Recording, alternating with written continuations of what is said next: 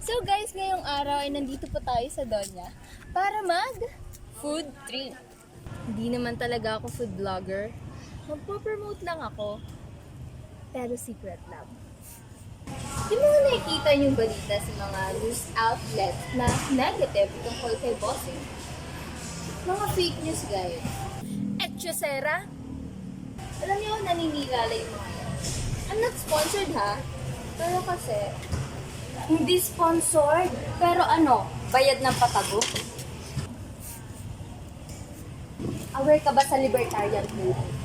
It means, ang media ay malaya magsalita at magbalita para naririnig ng tao ang iba't ibang ideas at sila ang nagdedesisyon kung ano ang totoo. Walang iisang nagkokontrol. Ang publiko ang bahala mag-decide kung ano ang totoo.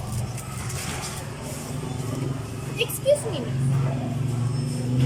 sino ka ba? Nag-vlog ako ng food ko dito, oh. At saka pwede ba? Respect my own opinion. Guys, mag-iingat kayo sa mga ganito, ha? Baka kasi, isa siya sa mga, alam niyo na. Anong alam niyo na? Red tagging niya na? Wait lang, content ko to, ah. Guys, may pitik tayo dito, oh. Sa panahon ng elections, malaya ang tao mag-post sa Facebook at YouTube. May support, may criticism, may fake news. Oo, pero may nagpa-fact check din.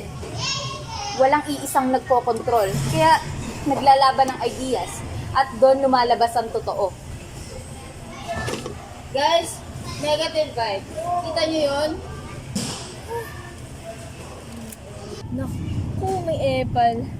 Low engagement to. OMG guys!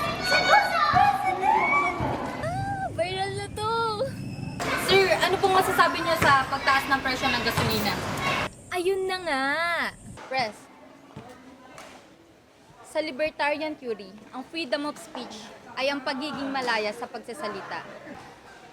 Ibig sabihin, pwede kang magsalita kahit kritikal. Dahil dito, tumataas ang awareness ng tao at nalalaman nila kung ano nga ba ang totoong nangyayari. At sa huli, ang mga mamamayan pa rin o ang taong bayan ang nananaig sa desisyon at hindi ang gobyerno. Solid talaga! Basta, vibes lang. Sir, kaya walang pagbabago kasi hindi kayo nakikinig. Sa development communication, dapat may participation. Dapat lahat may boses. Isa pa, dapat may empowerment at nakakapag-isip ng kritikal ang mga tao. Last but not the least, community development. Kailangan natin to upang sama-sama umasenso. Alam mo, para lang yan sa biology.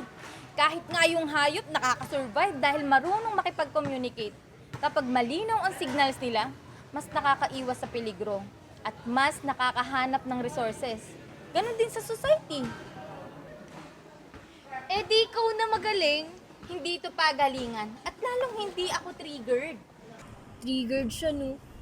Kung bayad ang content, nasisira ang free marketplace of ideas.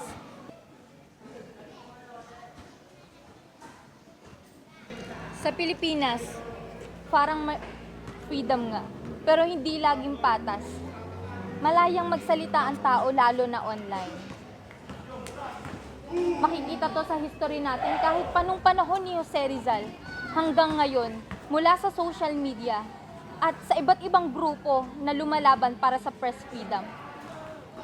Pero hindi pa rin perpekto dahil patuloy na lumalabas ang mga issues katulad ng korupsyon, inequality at misinformation. Nananatiling struggle pa rin ang tunay na freedom. Sa huli, komunikasyon ang susi upang mahubog ang ating lipunan. Communication shapes society. Kaya mahalaga ang development communication para hindi na lang tayo nanonood. Dapat nakikilahok at nag-iisip rin tayo. Ginagawa nating active ang ating mga sarili, hindi lamang bilang tagapanood, kundi bilang kalahok sa pagbabago. Sir, bilhin niyo nga ito.